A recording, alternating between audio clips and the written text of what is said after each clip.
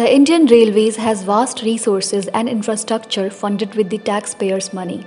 All these resources are very attractive to the prying private sector. There is a strong public opinion against the government's move to privatize the railways, along with resistance from trade unions. In this video, we'll try to understand why we must save Indian Railways and why is it the lifeline of not just its employees and passengers but the entire nation. As on March 2017, Indian Railways has a land holding of 11.42 lakh acres across the country. There are 2,77,987 freight wagons, 70,937 passenger coaches and 11,452 locomotives with the Indian Railways. 13,000 passenger trains are run daily by the railways carrying 2.3 billion passengers. There are about 13,08,000 employees working with the railways. In the year 2017-18, the total revenue of the railways was Rs 1,87,400 crores. Indian Railways connects three countries, Nepal, Pakistan and Bangladesh to India. We know that in North America, Europe and other countries, travel by rail network is costlier than air travel. The Indian Railways cater to the poor and middle class population by providing cheaper fares through subsidization. Privatization will take away the benefit of most reliable mode of travel for the common man. Indian Railways subsidize passengers from the profit of goods earnings. The railways incur an expenditure of 100 rupees for a travel. It charges only 53 rupees and subsidizes 47 rupees from goods earnings. Apart from this, there are 55 concessions extended to passengers including senior citizen concession, patients concession, students, youth, kisan, media person concessions, etc. Lakhs of vendors will also lose their lifeline with privatization. As per the CAG report, all classes are making losses except AC 3-tier and AC chair car. Modi government in its national infrastructure pipeline has proposed 500 private trains before 2025. By March 2023, 151 trains on 109 routes will be under the process of privatization. These private trains will have only AC 3-tier and AC chair car which make profit.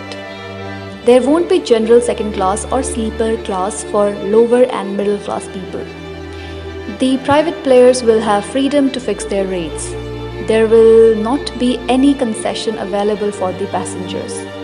There is also a condition that the Indian Railways would not run any train an hour before or after the private trains. Though they declare that private trains will run 160 km per hour, they have timetables to run only 50 to 80 km per hour. And all these are profit-making routes. In this way, Indian Railways will be left with only some goods trains and loss-making passenger trains.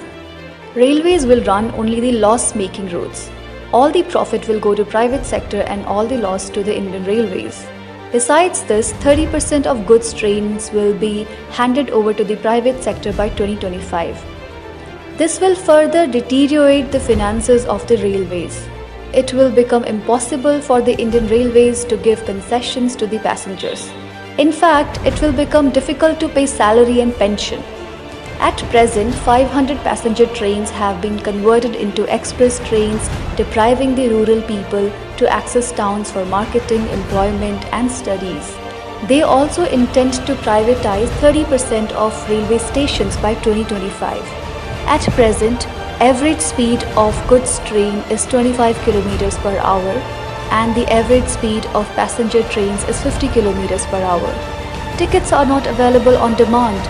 There is a dire need of heavy investment in railways without which the tracks are already congested. Running of private trains in this situation cannot be possible unless they cancel many trains run by the Indian Railways.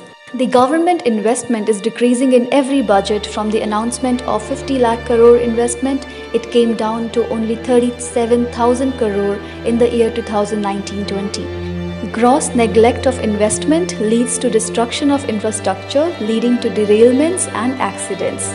The motto of Indian Railways has been to run faster and safer trains at affordable cost to the general public of this country.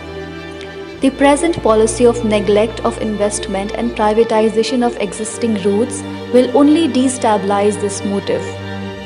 The experience of other countries shows that privatization leads to destabilizing the railways.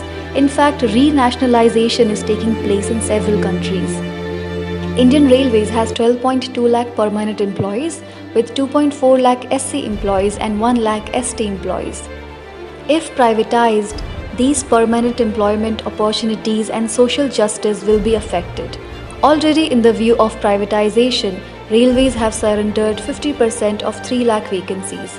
It has also put on hold recruitment process of 1.3 lakh candidates. It has decided to freeze dearness allowance for employees and pensioners. It is also to cut 50% of travelling allowance besides cutting incentive, bonus and running allowances. Privatization will also affect salaries and pensions of employees. It may affect railways the way BSNL and Air India were affected.